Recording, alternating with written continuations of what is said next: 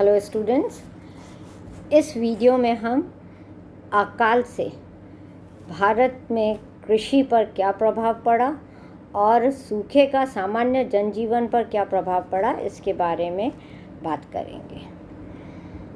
अकाल जिस गति से और जिस फ्रीक्वेंसी से भारत में लगातार ब्रिटिश काल में होते रहे, उसका सबसे बड़ा दुष्प्रभाव यह निकला था कि कृषि हमारे यहाँ ख़त्म होती जा रही थी।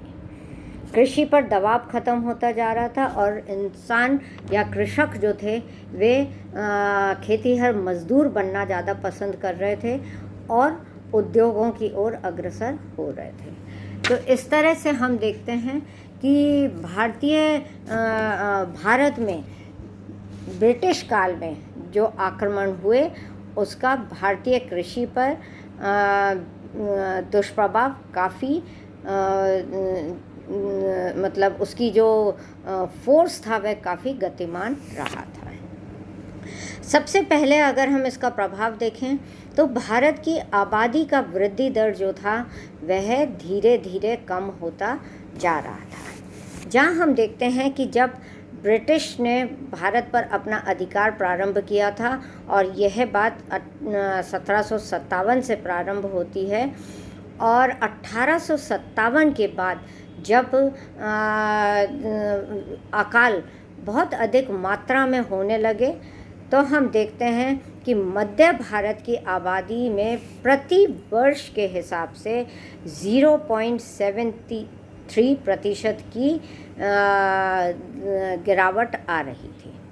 1857 और 1861 के मध्य इन 4-5 वर्षों के अंदर ही हम देखते हैं कि यह गिरावट बड़ी तेज़ी से 0.73% के हिसाब से दर्ज हो रही थी।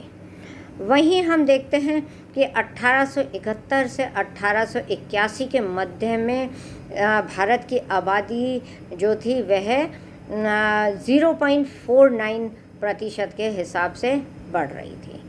तो हम इन दोनों से ही क्लियर डिवीज़न एक ले सकते हैं कि भारत में विभिन्न प्रदेशों पर जो अकाल डिफरेंट पीरियड्स में पड़ रहे थे, उन अकालों के कारण यहाँ पर आबादी दर काफ़ी तेज़ी से गिर रहा था। यद्यपि हम देखते हैं कि 81 के पश्चात अगले दशक में इसमें आबादी दर में वृद्धि भी हुई थी और परंतु मुख्य रूप से हम देखते हैं कि अनेक प्रदेशों को जो बार बार का अकाल सहन करना पड़ रहा था उसके कारण से इन प्रदेशों में वृद्धि दर काफ़ी घट गया था। 1891 से लेकर के हम 1901 के बीच की बात करें तो यह आबादी की वृद्धि का प्रतिशत जो था वह घट करके 0.11 रह गया था। तो हम देखते हैं कहाँ तो 0.49 था, सबसे पहले 0.73 था, फिर उसके बाद में 0.49 हुआ और 1901 तक आते आते यह 0.11 रह गया था। तो हम देखते हैं कि आखिरी 50 सालों में 19वीं सदी के अंतिम 50 वर्षों में यह वृद्धि दर काफ़ी तेज़ी से घट रहा था। इसके घटने का भी प्रमुख कारण यह था कि अकाल के कारण से भारी संख्या में लोगों की मृत्यु हुई थी। 1770 में बंगाल में लगभग 1 करोड़ लोग अकाल से और महामारी से प्रभावित हुए थे।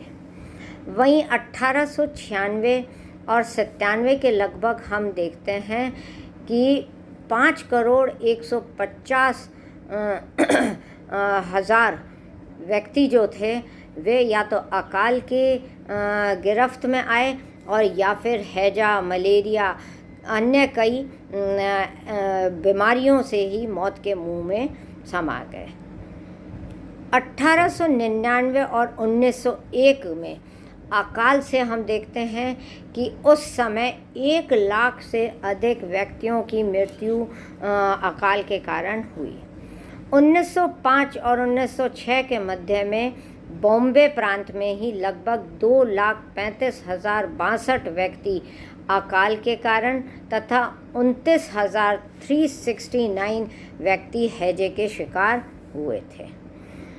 1943 में बंगाल में 15 लाख व्यक्ति अकाल के कारण भूख से मर गए थे।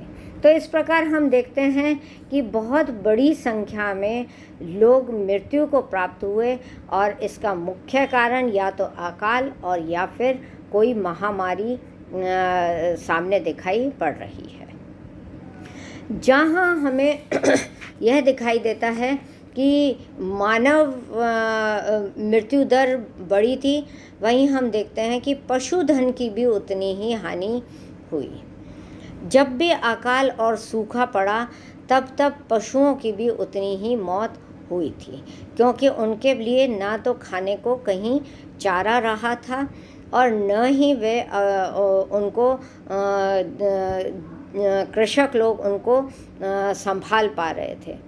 ऐसी स्थिति में जब वे स्वयं का अपना पेट नहीं भर पा रहे थे तो पशुओं की सुरक्षा को वो कैसे करते, तो हम देखते हैं कि पशु काफ़ी भारी संख्या में पशुओं की भी मौत हुई।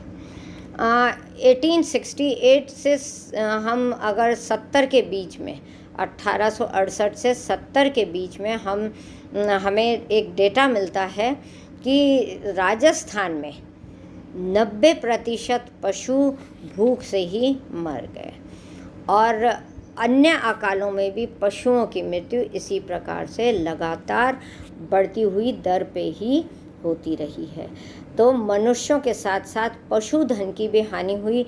तो कृषि किस प्रकार से विकसित होती, यही कारण था कि कृषि में भी गतिहीनता आ गई थी और कृषि की गतिहीनता से कृषक वर्ग काफ़ी प्रभावित हुआ था और कृषक अन्य कार्यों की ओर प्रस्तुत या अन्य कार्यों की ओर आगे बढ़ने लग गए थे। वहीं एक और हमारे को प्रभाव नज़र आता है, वह यह कि अकाल पीड़ित प्रदेशों से लोगों का पलायन बड़ी भारी संख्या में हुआ है।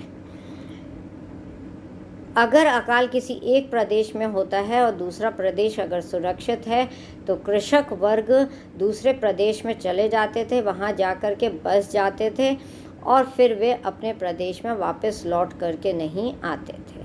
तो इस प्रकार से मानव संसाधन जो है वह भी निरंतर कम होता जा रहा था।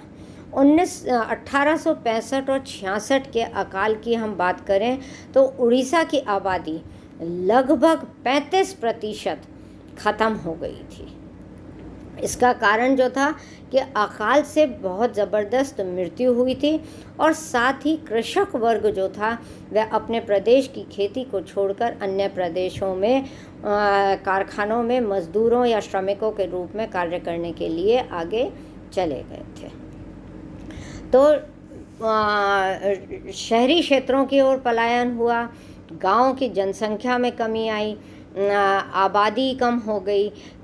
गांव से जब लोग भागने लग गए तो गांव के जो उद्योग थे, जो दस्तकारी उद्योग और कुटीर उद्योग थे, उन पर इतना ज़बरदस्त प्रभाव पड़ा कि वे एक प्रकार से ठप ही हो गए।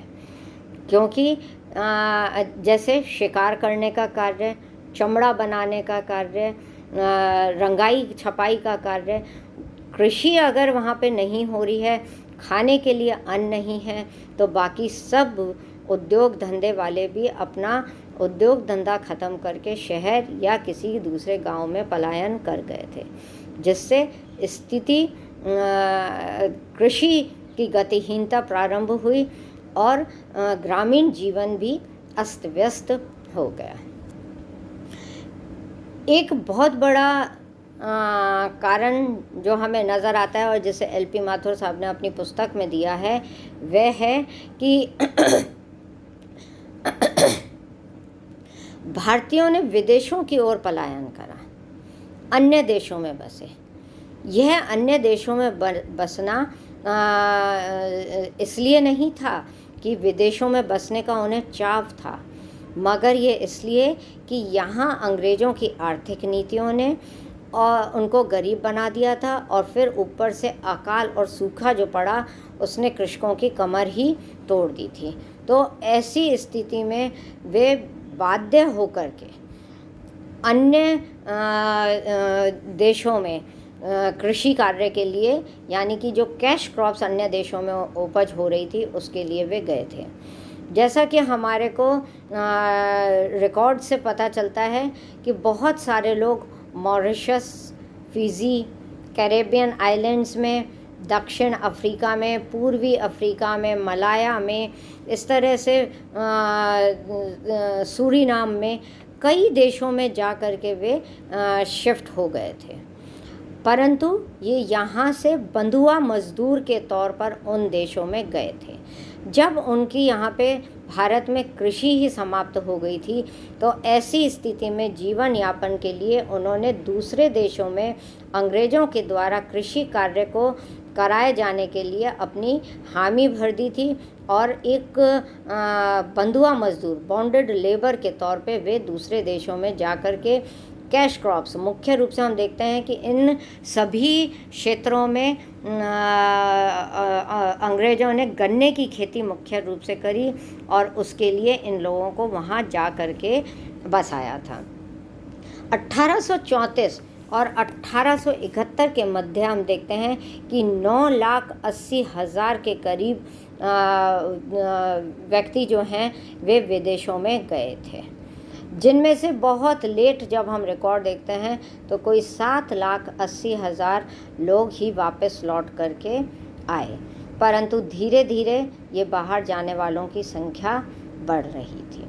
इनमें से कई लोग जो थे वे विदेश में पहुंच भी नहीं पाते थे, रास्ते में ही किसी महामारी या भूख प्यास से ही उनकी मृत्यु हो जाती थी। नेक्स्ट प्रभाव जो हमें देखने को मिलता है कि कृषि की प्रगति बाधक हो गई थी। हम देखते हैं कि अंग्रेज़ों ने अकाल से बचने के लिए कोई भी कदम नहीं उठाया तो सीमित रूप से उठाया।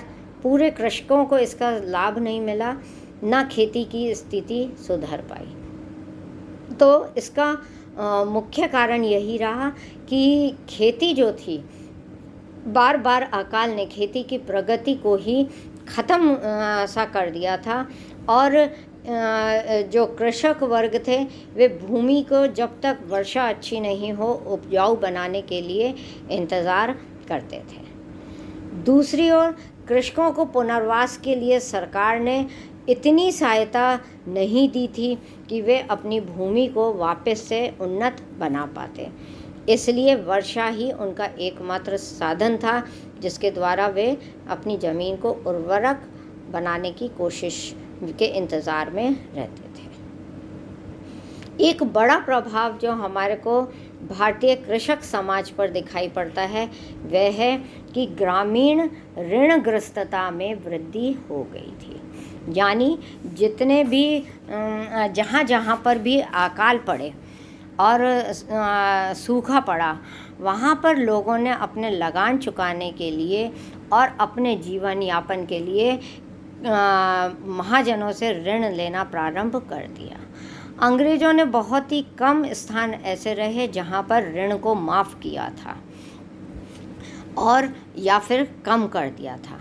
ये मद्रास और उसके आसपास के क्षेत्रों में और मुंबई में कभी हुआ, परंतु समस्त भारत में इस प्रकार का कोई कदम नहीं उठाया गया। तो अपने जीवन यापन के लिए और वहीं लगान की पूर्ति करने के लिए कृषकों ने साहूकारों से ऋण लिया, और यह ऋण लेने का एक विशेष सर्कल जो था वो लगातार बन गया, क्योंकि वो चुका ही नहीं पाता था। अकाल जिस तरह से लगातार पड़ रहे थे उसे हर साल अपने सर्वाइवल, फैमिली के सर्वाइवल और लगान देने के लिए ऋण लेना ही पड़ता था, और ऋण न देने के कारण उसको ज़बरदस्त ब्याज देना होता था, और यह ब्याज भूमि या कर के रूप में होता था जो उसे साहूकार को देना पड़ता था। इस तरह से भूमि उनकी कभी भी हाथ में नहीं आई और गिरवी ही पड़ी रह गई। नेक्स्ट हम देखते हैं कि भूमिहीन किसानों की संख्या में वृद्धि हुई। जैसा कि अभी ऊपर मैंने बताया है, लगान का अधिक भार, जमींदारों और मध्यस्थों के द्वारा और सरकारी कर्मचारियों के द्वारा किसानों का लगातार शोषण, ऊंची दर पर लगान वसूल करना, साहूकारों से ऋण लेना और ऋण न चुकाने के कारण फिर उन्हें ज़बरदस्ती का ही एक लगान तो देना ही पड़ता था और ऊंची दर पर देना पड़ता था। इससे किसानों ने अपनी खेती ही छोड़ दी थी और वे खेती छोड़ करके पलायन कर रहे थे।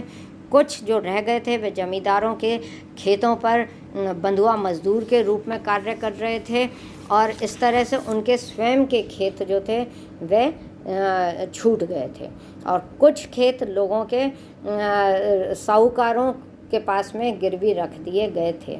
महाजनों ने फिर उन भूमि को बिकवा दिया था और भूमि को बेच करके अपना ऋण वसूल किया था। तो ऐसी स्थिति में हम देखते हैं कि किसान जो थे वे भूमिहीन होते जा रहे थे और ऐसे भूमिहीन किसानों की संख्या लगातार बढ़ती जा रही थी। एक दुष्प्रभाव और जो हमें नज़र आ रहा है वह है कि अन्न के मूल्य में अकाल के कारण लगातार वृद्धि हमें दिखाई पड़ती है। जब भी अकाल पड़ता था तो अनाज के मूल्यों में वहाँ पर वृद्धि हो जाती थी। अगर दूसरे प्रदेश से अनाज मंगाया भी जाता था तो वह सस्ता नहीं होता था, कम होता था मगर सस्ता नहीं होता था और उस दर पर उपलब्ध नहीं होता था जो दर पे पहले उस गांव या उस क्षेत्र में गेहूं या अनाज बिका करता था। तो ऐसी स्थिति में हम देखते हैं कि कृषक लोग उस अनाज को खरीद ही नहीं पा रहे थे और इसी कारण भूख से और बीमारी से उनकी मृत्यु दर में निरंतर वृद्धि हो रही थी। इन सब का प्रभाव हम देखते हैं कि कृषक वर्ग जो थे वे पूर्णतया उदासीन और असंतोष का जन्म उनमें ले चुका था, क्योंकि अंग्रेज़ों की आर्थिक नीति किसानों के हितों के प्रतिकूल थी। किसानों को ना तो राहत मिल रही थी, ना उनको पुनर्वास मिल रहा था। अंग्रेज ना लगान माफ़ कर रहे थे और ऐसे कारण से कृषकों के असंतोष में वृद्धि हो गई। जब ब्रिटिश इस प्रकार का नहीं कर रहे थे तो राजस्थान के राजपूत राजा जो थे वे भी कृषकों से किसी भी प्रकार से ऋण की माफ़ी नहीं देते थे। इससे असंतोष निरंतर बढ़ता गया और अंततः हम देखते हैं कि 18वीं सदी में हमारे को 17वीं सदी के उत्तरार्ध में और 18वीं सदी में यानी कि 1800 के मध्यकाल में हम देखते हैं कि कई कृषक आंदोलनों ने जन्म लिया था। यह कृषक असंतोष का ही कारण था। अंग्रेज़ों ने इसका अपरोक्ष फ़ायदा उठाया था। जब भूमि ख़त्म हो रही थी, कृषि ख़त्म हो रही थी, तो ऐसी स्थिति में ईसाई मिशनरियों ने इसका अपरोक्ष लाभ उठाया और उनके अकालों की संख्या की वृद्धि ने ईसाई मिशनरियों को यह मौका दिया कि वे उनके धार्मिक जीवन में प्रवेश करें, लोगों को सहायता दें और इस सहायता के बदले में वे धर्मांतरण करवाए।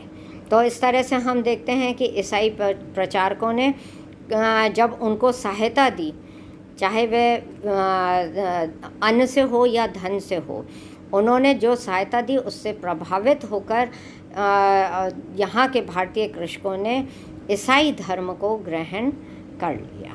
तो ये प्रभाव भारत में अकाल के फलस्वरूप प्रतिकूल प्रभाव भारत में पड़े और उसके कारण आर्थिक नीति में बहुत ही परिवर्तन आया। कृषकों की स्थिति बिल्कुल ही बदल गई। यद्यपि 1908 के पश्चात अकालों की संख्या में काफ़ी कमी आई थी, लेकिन इसका प्रमुख कारण अकाल ब्रिटिश सरकार का अकाल राहत कार्य नहीं था, वरन भारत में वर्षा का औसत जो था वह पर्याप्त हो गया था और इसके कारण से अकाल जो था वह नहीं संभव हो पाया था। पर 1943 में हम देखते हैं कि बंगाल में पुनः अकाल आया, परंतु वह अकाल भी सरकार की नीतियों के कारण ही आया था। Thank you so much.